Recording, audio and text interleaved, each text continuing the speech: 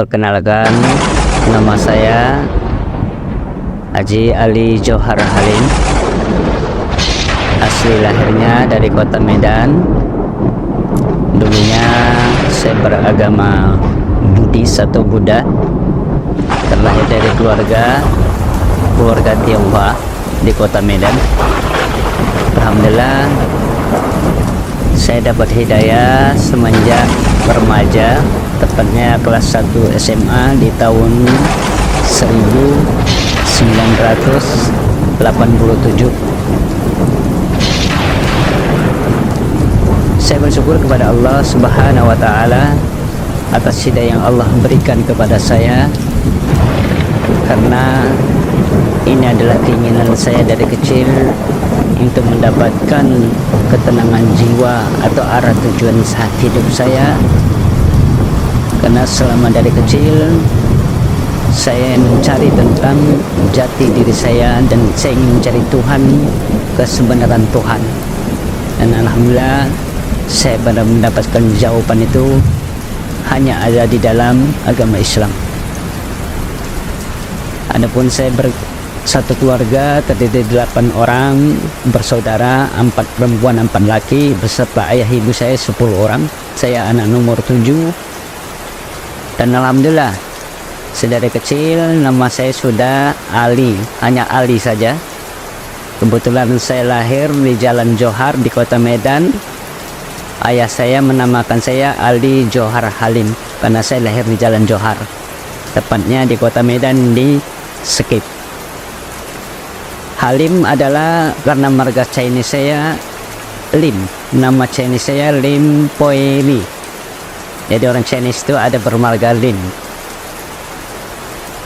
Alhamdulillah, dalam mencari agama yang hakiki ini, Islamlah yang menjawab tentang kehidupan dari fase alam ruh ke alam rahim ke alam dunia, serta setelah adanya kematian ke alam barza, alam yaumil masyar, dan nanti di mana ditempatkan kita di alam nar atau jannah sesuai dengan amal ibadahnya.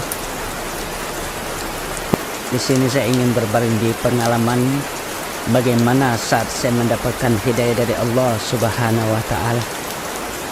Karena dalam pencarian Islam ini ada rasa takut yang amat sangat, karena saya sering dari kecil sering mendengar tentang pengajian yang saib-saib saya dengar, tapi tidak hadir langsung di tempat pengajian itu, tentang hari kiamat, tentang azab kubur. Ada rasa takut yang amat sangat, karena saat itu saya merasa di persimpangan jalan, tidak tahu mau kemana arah tujuan hidup saya.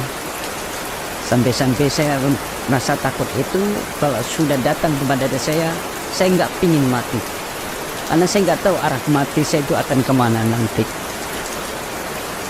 Nah, setelah di Islam ini saya dapat jawaban bahwasannya mau tidak mau, suka atau tidak suka, kullu nafsin za'iqatul maut, setiap manusia makhluk itu pasti akan mati.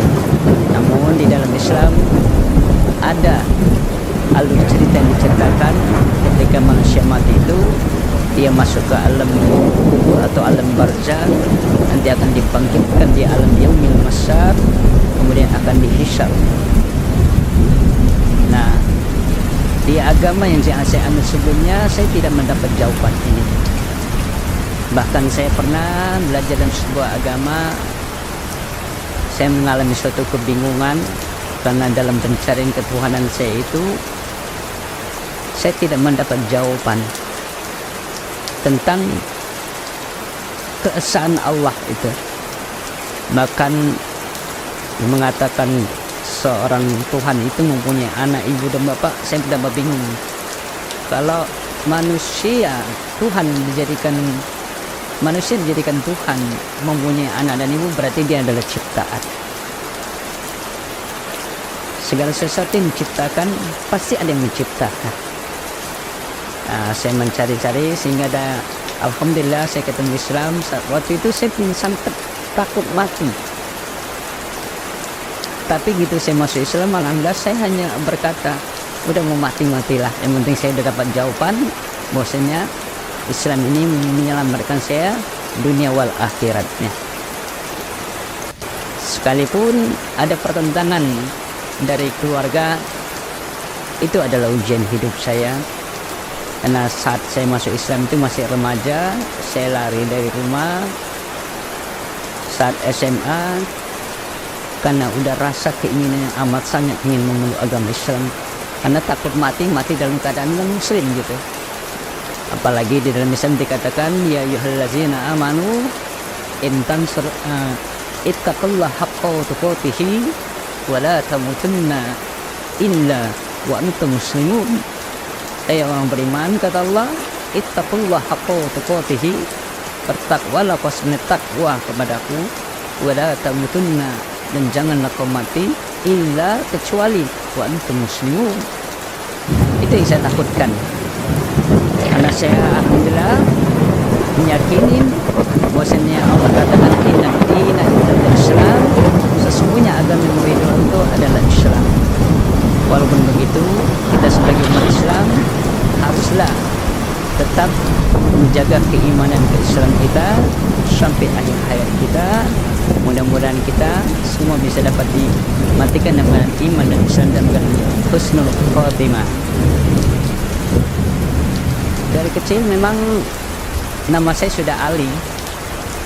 Nah, saya pun bingung karena keluarga saya, saudara saya namanya berbau Chinese semua. Adik saya bernama Asio, abang saya bernama Leng Tia, Leng Deng Hong, dan kakak-kakak saya ada 4 orang. Itu tidak ada yang berbau tentang Islam. Setelah saya masuk Islam, saya mencari siapa nama Ali ini. Rupanya ada sejarah yang menceritakan Sayyidina Ali yang beri gelar karamallahu wajha adalah sepupunya baginda Rasulullah Nabi Muhammad SAW. Sayyidina Ali adalah salah satu khulafaur rasyidin. Sayyidina Ali adalah menantunya baginda Rasulullah SAW. Sampai Rasulullah berkata, jika adalah kota itu tinggal di sebuah kota itu adalah keilmuan, pintu gerbangnya kuncinya ada di Sayyidina Ali karamallahu wajha. Alhamdulillah, mungkin dari nama ini saya, Allah saat di dalam rahim ibu saya, Allah percikan rahmat hidayah itu bagi diri saya.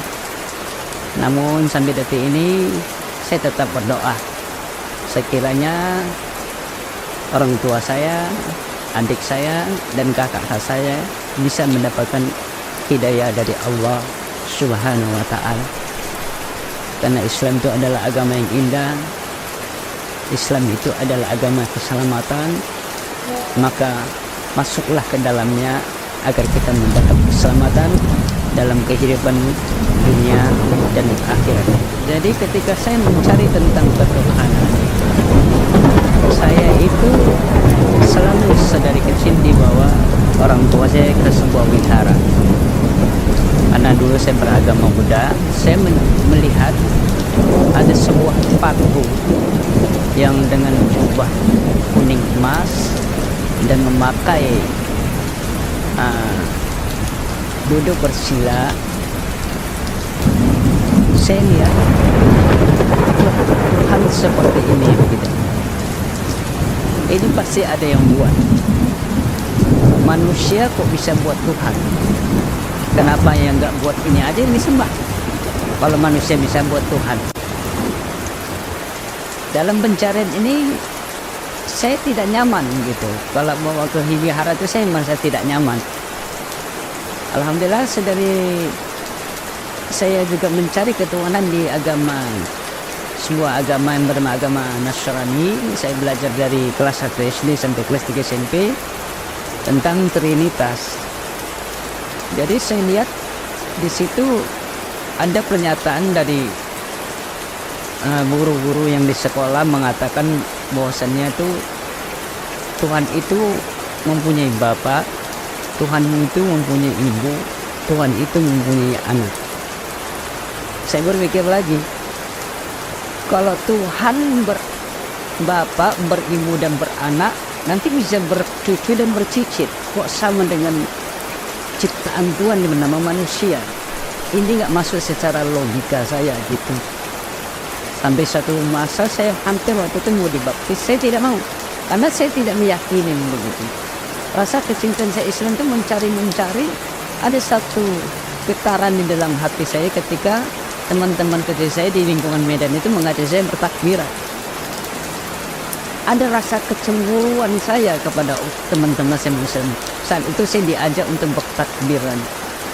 Ada gema takbir yang menggetarkan hati saya dengan lafaz Allahu Akbar, Allahu Akbar, Allahu Akbar.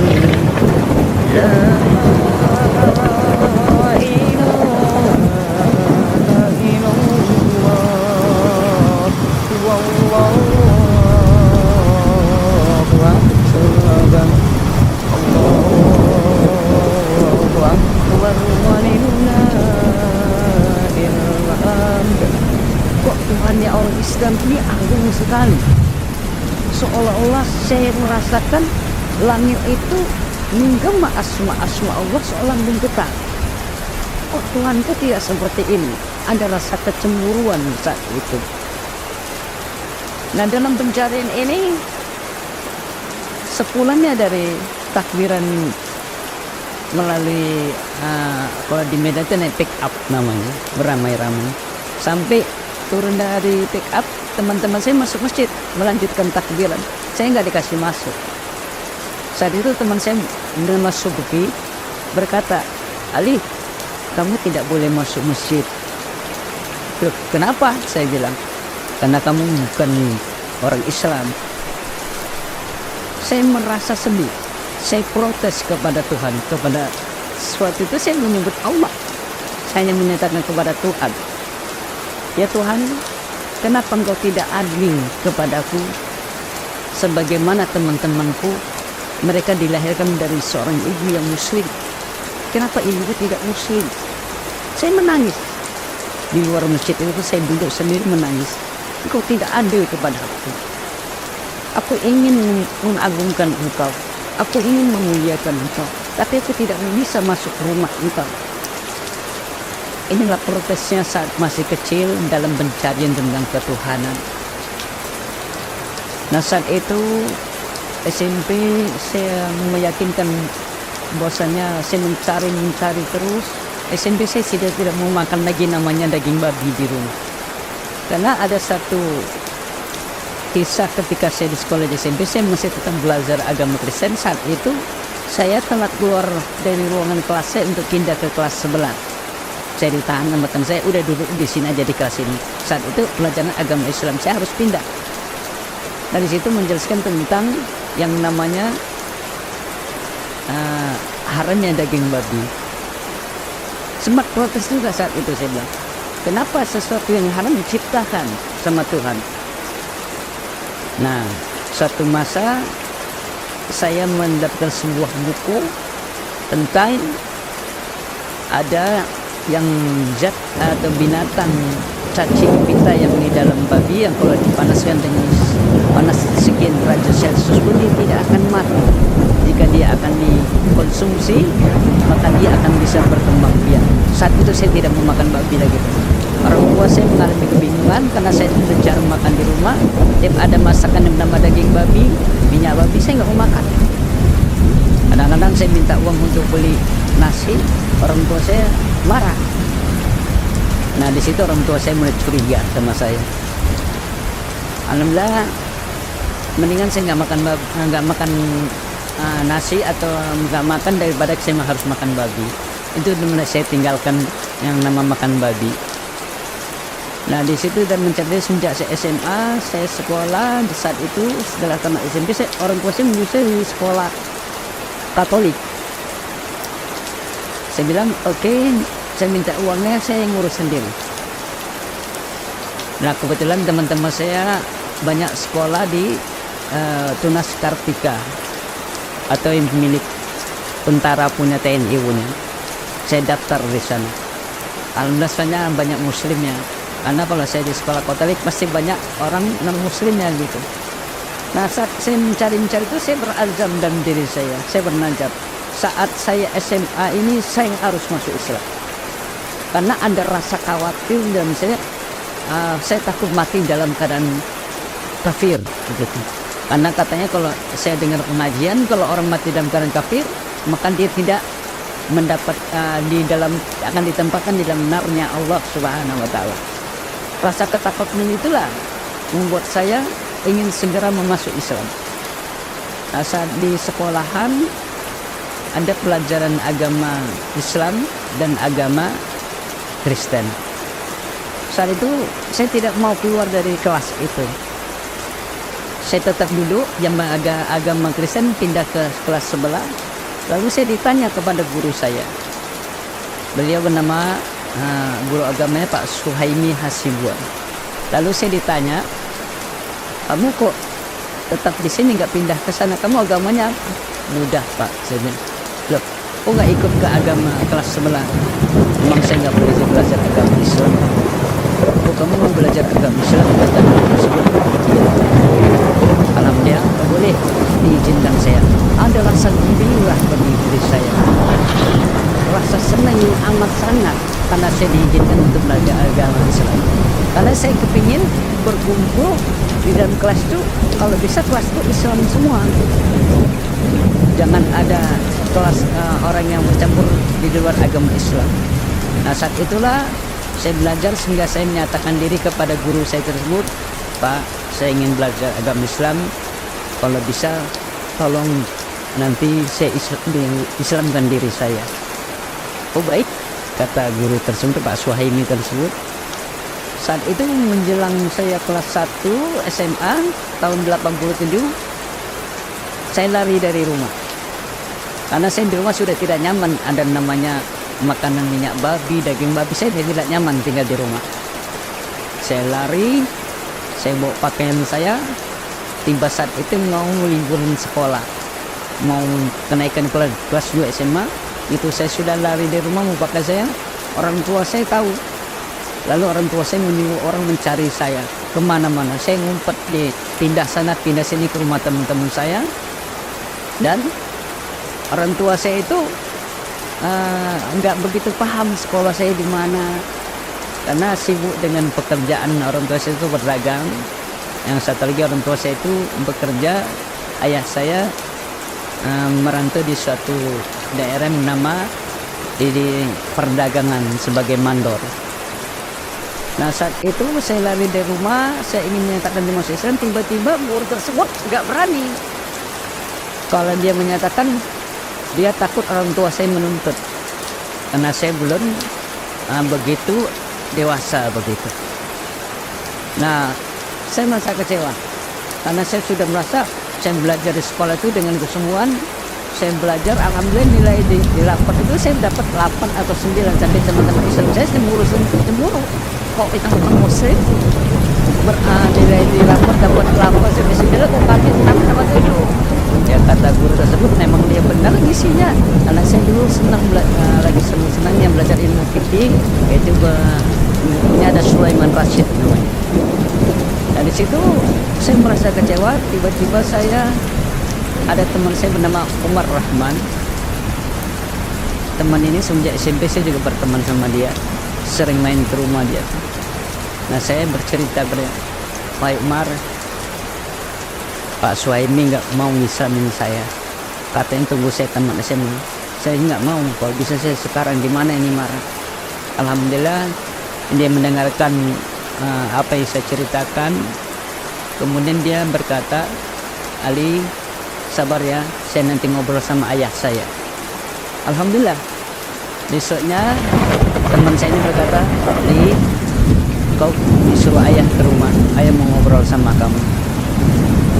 Alhamdulillah, setelah bercerita, lalu kata ayah teman saya ini, Pak Abdurrahman, seorang dosen di Universitas Pancawudi Medan, kalau memang begitu, ini mau masuk bulan Ramadan, kamu tinggal di rumah aja, kamu sekolah bareng sama Umar. Alhamdulillah, saya tinggal di sana saya disuruh puasa. Nah, pengalaman unik saya menjalankan puasa ini, begitu baru sekitar seminggu saya puasa, saya jatuh sakit, tubuh saya panas.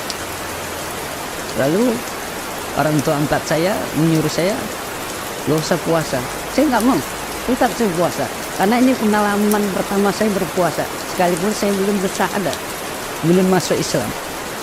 Tiba tepatnya tanggal 25 Mei tahun 1887 di pagi hari, kalau tidak salah itu di malam di hari ke-27 bulan Ramadan.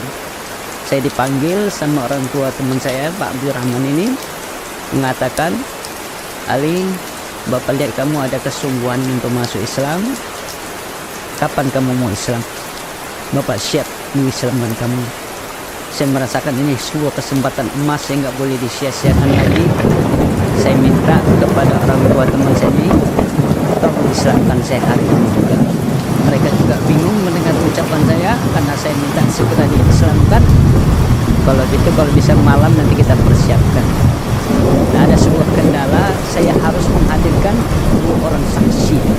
2 orang saksi ini yang harus hadir dan menyaksikan saya di tempat dulu saya tinggal di awal di Jalan Johar tersebut. Lalu saya coba datangin, bernama orang tua saya Mama Yusuf, karena dari kecil saya suka main di situ. Beliau juga ketakutan karena beliau pernah diancam sama orang tua saya, jangan sampai diselamatkan diri saya. Kalau sempat diselamatkan diri saya akan dilaporin ke polisi. Lalu ada seorang lagi bernama Mama Ana, saya manggilnya Ibu Ana atau Mama Ana. Dia seorang guru ngaji di maktab. Saya dekat sama beliau ini. Saat itu saya menyatakan diri, Mak, mau nggak jadi saksi untuk saya masuk Islam. Kaget dia dan tidak percaya. Karena apa? Masa kecil saya memang cukup nakal. Dan yang tahu itu saya masuk Islam ini saya sama Allah saja, orang lain tidak ada yang tahu. Jadi keinginan saya ini hanya Allah saja yang tahu. Sampai dia meragukan, mana mungkin kau masuk Islam? Kamu masih suka minyak babi ke situ. Apa karena seorang perempuan kamu masuk Islam? Atau kena pacar? Atau kamu diiming-imingin sama orang untuk dikasih uang? Saya menjawab, Mak, kalau boleh saya beli minyak daging babi itu untuk kebutuhan dagang orang tua saya, kan saya disuruh orang tua. Kalau Mama mau tahu, tangan saya bungkus plastik ketika memegang panci tersebut. Jika terkena, saya cuci bersih-bersih pakai air. Dan saya masuk Islam ini lillahi ta'ala. Barulah beliau yakin, alhamdulillah malam itu mau menyaksikan saya masuk Islam. Namun keislaman saya ini orang tua saya tidak tahu sama sekali karena dirahasiakan. Dan saya minta dirahasiakan keislaman saya, jangan ada sampai satu kampung itu tahu saya masuk Islam. Karena ada ketakutan dari orang tua saya yang akan mencari saya, yang akan menuntut orang-orang yang Islam saya.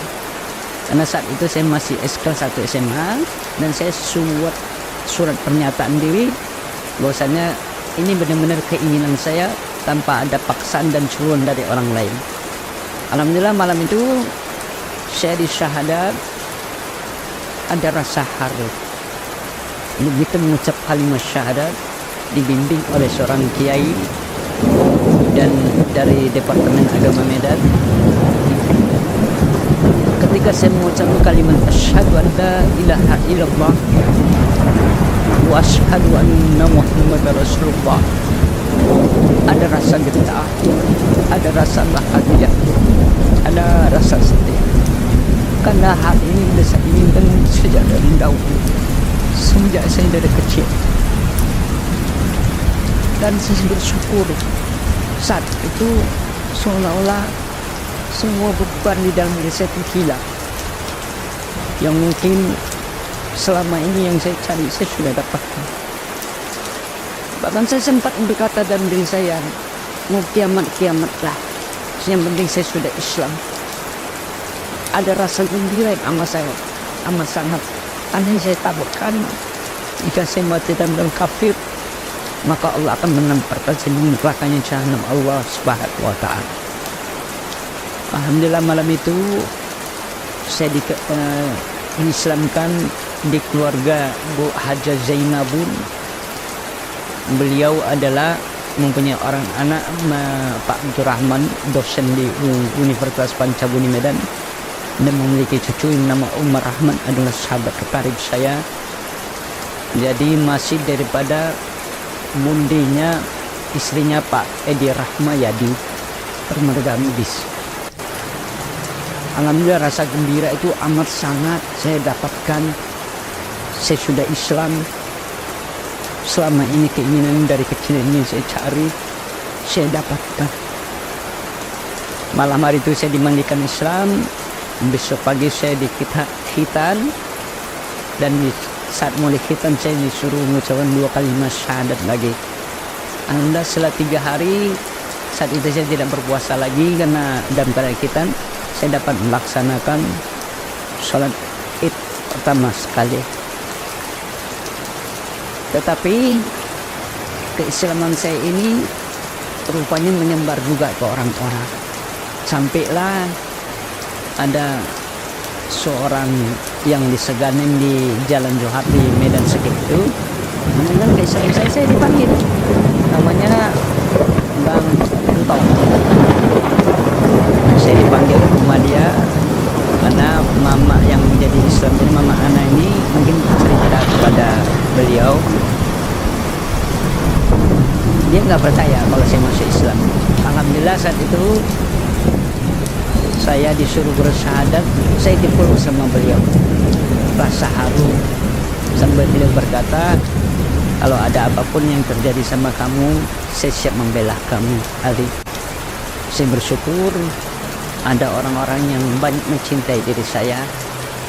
Namun perjalanan hidup ini masih panjang harus saya lalui, terutama pertentangan dari keluarga saya. Nah, ketika saya masuk Islam ini, saya sempat main pulang ke rumah, dan sempat waktu itu saya dicari-cari orang tua, mau disidang juga, karena orang tua mengetahui bahwasanya ini ciri-ciri saya itu udah mau ke Islam gitu. Nah, kemudian saat saya menjadi Islam ini, kita memang diuji dan dicoba. Dan memang benar kata Allah, jangan engkau mengaku beriman kepadaku, engkau mengakui kerasulan nabiku baginda Rasulullah Nabi Muhammad sallallahu alaihi wasallam, kau masuk ke dalam dinul hak, yaitu iman din dan Islam, sesungguhnya kau akan kuuji dan kucoba. Ada rasa khawatir, rasa lapar, macam-macam. Dan itu saat itu ujian itu cukup berat. Saya sakit, bahkan mengalami koma. Saat itu orang tua angkat saya membawa saya ke rumah sakit. Bahkan saat itu saya dianggap sudah tidak mungkin untuk hidup kembali. Saat itu saya dikerumunin, sampai di kuping saya sempat dibisikkan kalimat la ilaha illallah kepada orang tua angkat saya. Dan waktu itu ibu saya udah hadir di situ, ada yang memberitahukan bahwasanya saya masuk rumah sakit. Ibu saya berkata kepada namanya Nur, ya anak saya dibisikin apa itu? Lalu diceritakan bahwasanya saya sudah Islam. Kaget orang tua saya, dan orang Islam kalau mau udah seperti itu harus dituntun namanya dengan kalimat la ilaha illallah. Lalu saat itu juga orang tua saya memisahkan saya dari keluarga orang tua angkat saya. Saat itu saya dipindah dari rumah sakit itu ke rumah sakit Nasrani yang di Medan, dimana rumah sakit Elizabeth. Di tengah malam saya sadar, lalu saya dibujuk untuk bisa pindah ke rumah sakit. Awalnya hanya berkata ke ahli syaraf, ke dokter syaraf, tidak mengatakan ke rumah sakit dulu, rumah sakit Elizabeth ini. Dan saya lihat orang-orang tua angkat saya udah gak ada, kecuali satu anak ibu angkat saya bernama Bang Yusuf, dia hadir di situ juga. Malam itu saya dibawa di mobil ambulan dalam keadaan diinfus. Tiba saya tersandar di rumah sakit itu, saya lihat ada patung gambar Bunda Maria di rumah sakit itu di tamannya. Saya protes, saya cabut infus tersebut karena saya nggak mau sampai masuk ke rumah sakit tersebut. Saya tidak sadar lagi, tiba saya sadar saya sudah di dalam keadaan di seat belt, tubuh saya, kaki saya, dan kepala saya di X-ray. Tapi X-ray-nya zaman dulu pakai lampu cahaya yang besar. Di dalam seperti ada di kerangkeng kepala saya itu di X-ray otak atau kepala saya ini. Saat itu saya protes, saya minta pulang karena di rumah sakit itu ada khutbah tentang agama tersebut. Saya tidak nyaman, saya merasa tidak nyaman. Saat itu saya minta pulang, ibu saya marah, mengatakan saya anak durhaka, tidak mau ikut atau orang tua. Tapi ibu saya belum menceritakan tentang keislaman saya. Saya pun tidak memahami kalau ibu saya itu udah tahu gitu. Tiba setelah seminggu, waktu itu saya minta pulang, alhamdulillah anak ibu antar saya Bang Yusuf ini ikut, saya minta pulang dia antar naik beca. Setelah seminggu alhamdulillah saya udah agak meninggal sehat. Saya pulang ke rumah pagi-pagi ingin membantu mengangkat barang-barang dagangan orang tua saya. Nah, ibu saya saat itu sama sekali tidak ngomong sama saya. Diam aja. Saya merasa ada yang aneh gitu. Tapi saya tetap membantu orang tua saya itu mengangkat meja, apa yang dibutuhkan dari dalam rumah keluar untuk berdagang. Karena orang tua saya itu berdagang sarapan pagi gitu. Nah kemudian seminggu kemudian saya pulang lagi pasar pagi. Saya nggak pernah nginep di rumah, hanya segera datang membantu aja pagi. Lalu ibu saya berkata, "Alin, kamu nggak salah masuk rumah, jangan kau langkahkan kakimu, kau lihat nomor rumah ini benar-benar, apa nggak salah nomor kau masuk rumah ini." Saya merasa kaget atas ucapan orang tua saya. Karena orang tua saya berkata, "Kamu rupanya masuk Islam diam-diam ya. Udah kami larang, kamu tetap melawan, nggak mau nurut kepada kami." Saya diam aja. Saya sangat sayang kepada ibu saya. Saya tidak pernah mau membantah apa yang disuruh, tetap saya lakukan. Karena saya dari kecil, apapun yang disuruh ibu saya selalu mengerjakannya itu. Nah, saat itu saya merasa sedih. Karena orang tua saya berkata, "Mulai detik ini kau bukan anakku lagi." Ada rasa sedih saya. Karena saya lahir dari seorang ibu yang sangat sedikit baik, menyatakan saya bukan anaknya lagi.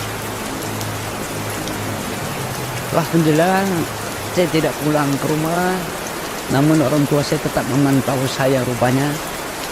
Karena saat itu orang tua saya sudah pindah namanya dari Jalan Johar ke Gulugur Bypass, Desa Silawas namanya, dan menyuruh orang untuk membujuk saya pulang ke rumah untuk balik ke agama dulu. Saya berkomitmen atas diri saya bahwa saya tidak akan pindah apapun yang terjadi bagi diri saya, sekalipun nyawa taruhannya. Karena rasa cinta saya sama Islam itu memang saya idam-idamkan dari kecil. Sampai ada seseorang memujuk saya mengatakan, "Ali, tadi mama kamu pesan sama saya, pulanglah ke rumah. Ngapain kau tinggal di rumah-rumah orang? Gak jelas kehidupan kamu. Orang tua kamu bisa sanggup menyekolahkan, menafkahi kamu, membiayai kamu. Kenapa harus tinggal di rumah-rumah orang? Dan balik ke agama dulu. Yang nyuruh ini beragama Hindu." Saya tetap tidak mau, karena saya merasakan ujian ini adalah perjalanan hidup saya yang harus saya jalani. Nah,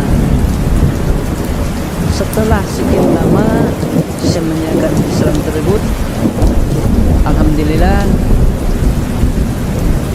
dengan rintangan dan ujian yang saya jalani, sampai saya mencari nafkah untuk biaya hidup sekolah saya bekerja, apapun saya kerjain, sampai saya menarik beca, menjadi kuli bangunan, bahkan ngumpulin sampah warga, saya kerjain. Saya merasa yang penting saya sudah masuk Islam, karena agama yang saya ambil ini tidak bisa ditukarkan dengan apapun. Karena dalam mindset pola pikir saya, cara pandang saya dan arah tujuan hidup saya sudah benar terarah dengan agama ini. Karena ini adalah sebuah agama yang menceritakan tentang fase kejadian tentang manusia dari alam roh ke alam rahim, ke alam dunia, ke alam kubur atau alam barja, dan akan dibangkitkan ke alam yaumil masyar, sehingga nanti kita dihisap di sana akan menuju ke syiratal mustaqim dan arahnya ke dalam nar atau jannah tergantung amal ibadah kita. Yang jelas setiap masih ada kalimat di dadanya, kalimat la ilaha illallah Muhammadur Rasulullah, dia akan masuk ke dalam jannahnya Allah walaupun melalui proses penghisapan. Jadi inilah ketenangan jiwa saya, bahwasanya saya meyakini ini bukan 100%, 1000%. Apapun yang terjadi, agama ini tetap saya pegang kuat-kuat. Jangan sampai saya lepas agama. Sekalipun semua keluarga saya sampai menghina, mencaci saya. Bahkan ada seorang kakak saya berkata, Ali, tidak mungkin orang tuanya orang Islam menjadi kita, karena sesungguhnya mereka mengharamkan daging babi dan kamu wajibnya memakan daging babi. Di dalam tubuhmu telah mengalir darah babi. Mana mungkin orang tuanya orang Islam mau menerima kau?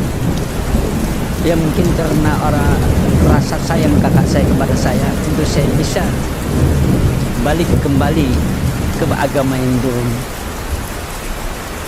Karena mereka tidak memahami tentang Islam, yang selama ini mungkin mereka melihat sisi Islam di lingkungan saya itu adalah Islam yang melakukan suatu hal yang tidak baik, karena individu manusia yang tidak bertanggung jawab dalam menjalankan keislaman.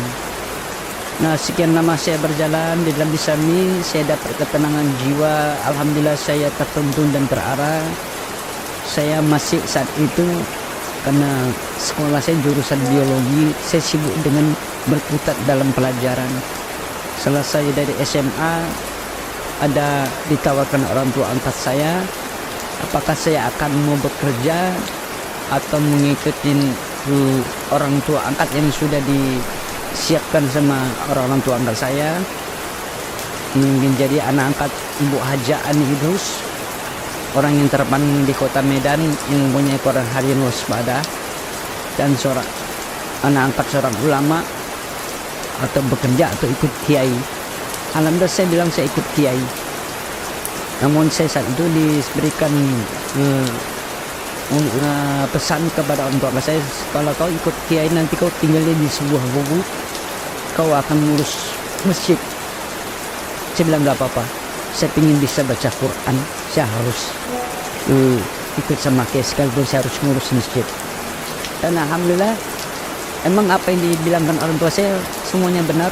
Saya ditinggal sebuah gubuk, saya berguru kepada seorang kiai asli dari orang Banten yang tinggal di Marelan, Pasar 6, Kampung Bandung, yang bernama Bapak Kiai Haji Muhammad Isa bin Abdul Malik Al-Bantiri Bandani. Beliau sudah almarhum, semoga saja guru saya ini ditempatkan Allah di dalam jannahnya, diterangkan kuburnya, dijadikan kuburnya raudhah min riyadil jannah. Karena saya sangat menghormati guru saya ini, beliau begitu baiknya menuntun dan membimbing saya untuk saya bisa membaca Al-Quran.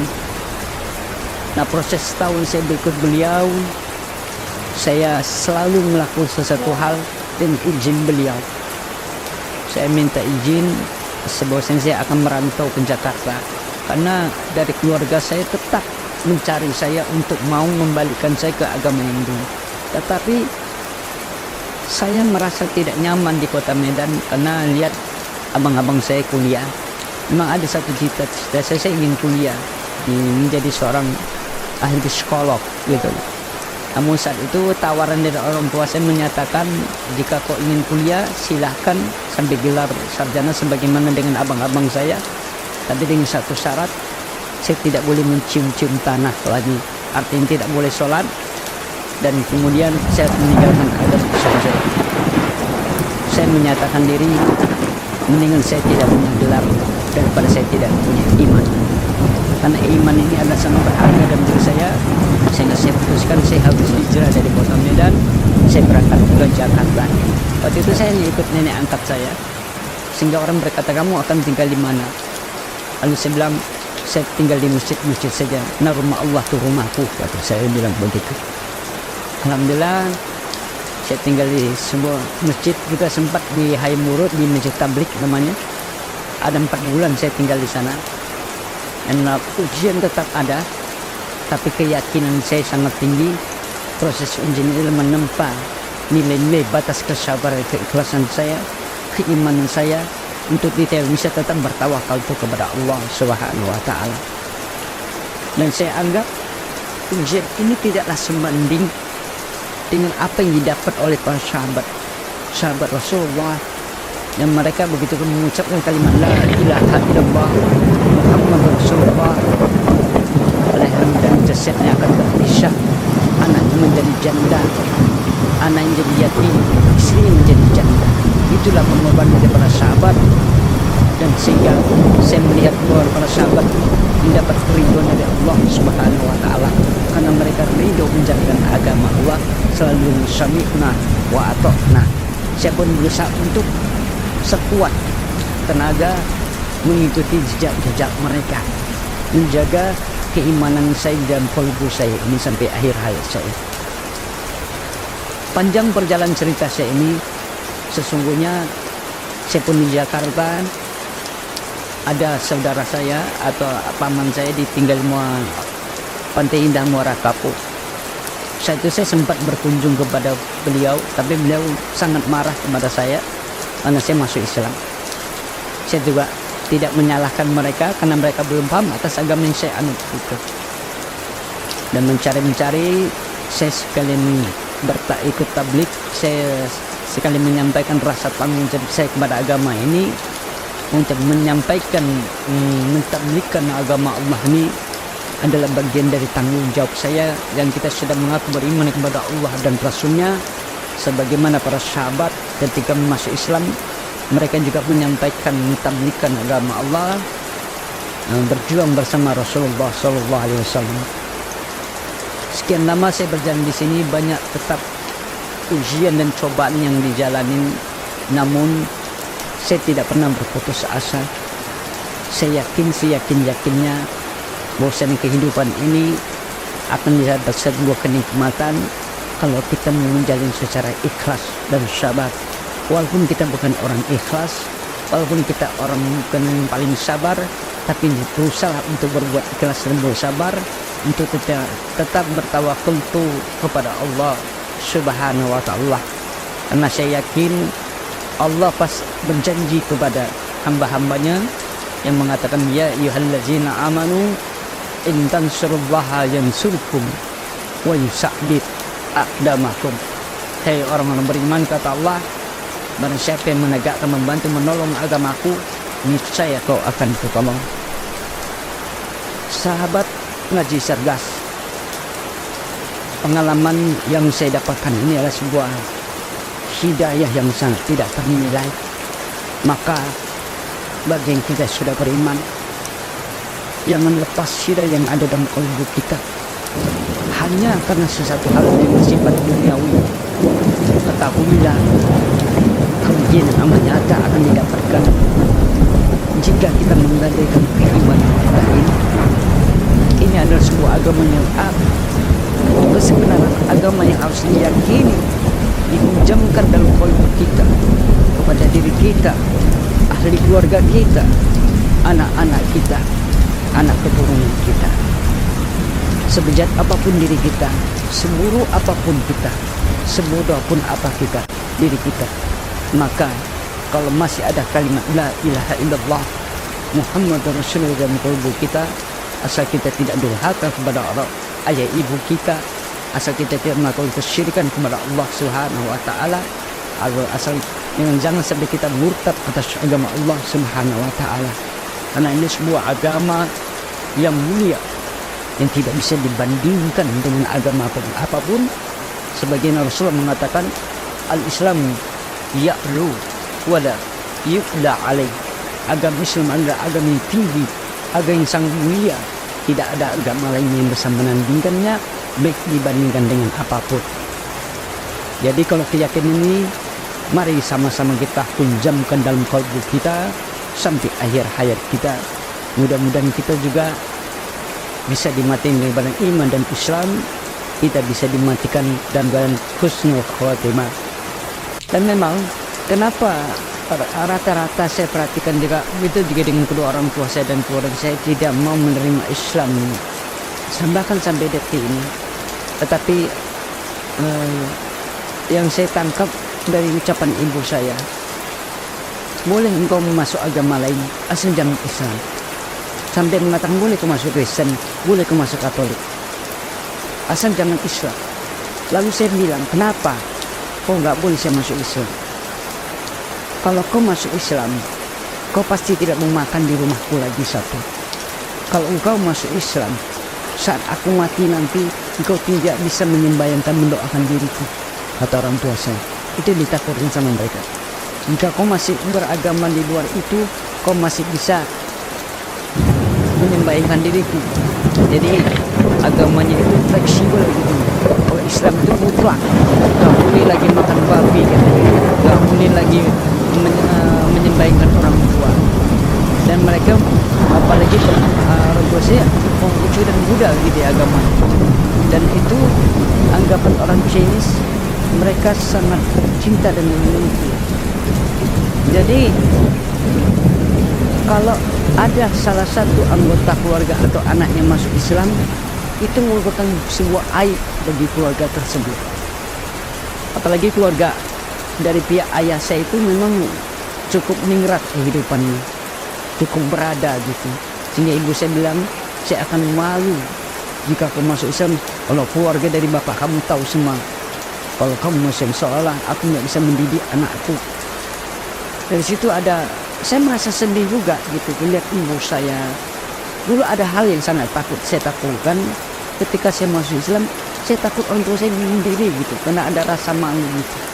Tapi saya tetap berdoa, semoga ibu saya itu setidak-tidaknya dikuatkan, bahkan dibukakan pintu hatinya untuk mendapat hidayah dari Allah Subhanahu wa Ta'ala.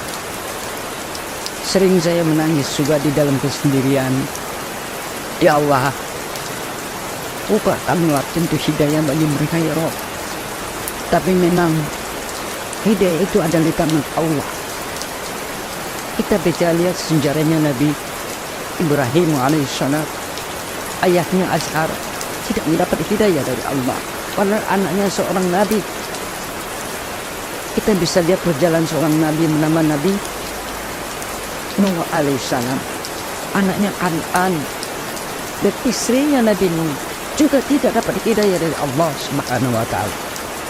Bahkan kita lihat perjalanan daripada 1400 tahun yang lalu, baginda Rasulullah Nabi Muhammad SAW, bahkan pamannya tidak mendapatkan hidayah dari Allah Subhanahu wa Ta'ala.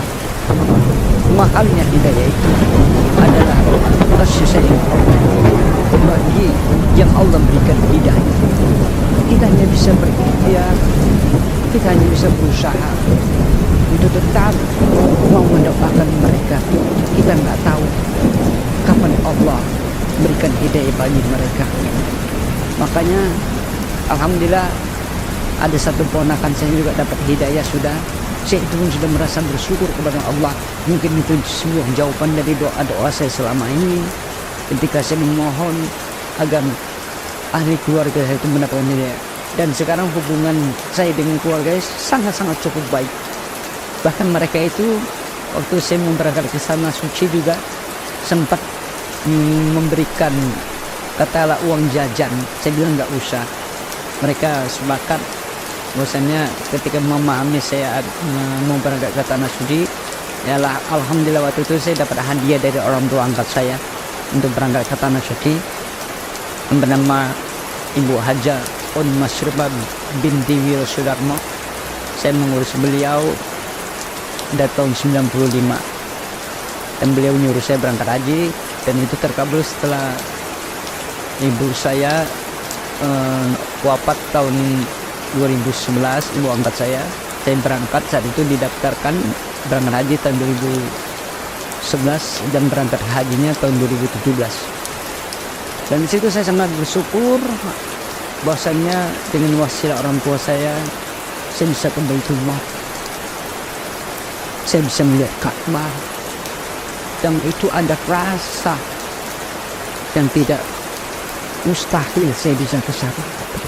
Saya bisa ke Raudhah, bisa walaupun hanya sekilas melihat makamnya Rasul dari luar begitu.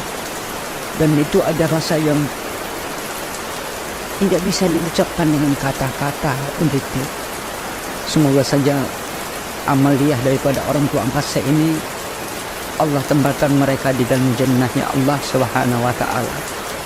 Jadi kalaupun orang-orang di luar Islam atau beragama Buddha banyak sekali yang tidak suka dengan Islam, mungkin ada suatu kesalahan di dalam umat Islam juga yang bagi orang-orang yang mengaku beriman kepada Allah dan Rasulnya tapi tidak sesuai dengan perbuatan. Karena di lingkungan di kota Medan ini cukup kenakalan sangat. Orang-orang Islam pun berjudi, ini yang tidak bahkan minuman keras, mabuk-mabukan, tukang berkelahi. Dan orang tua saya takut waktu itu kalau saya masuk saya tambah bandel. Karena dari kecil dulu nama saya dapat julukan Ali Ciban, Cina bandel gitu. Orang tua saya takut kalau saya masukin tambah bandel gitu, tambah nakal gitu. Nah, ternyata dengan sekian lama saya ini, saya sangat sayang sama ibu saya. Bahkan saat ini setelah saya masuk Islam, saya selalu mencium kedua tangan ibu saya, mencium pipi kiri kanan dia.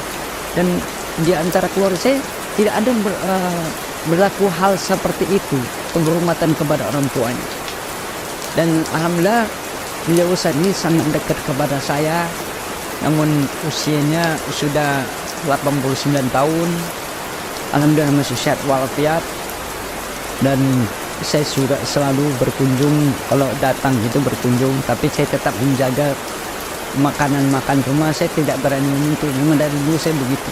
Bahkan gelas piring di rumah saya nggak mau pernah menyentuh.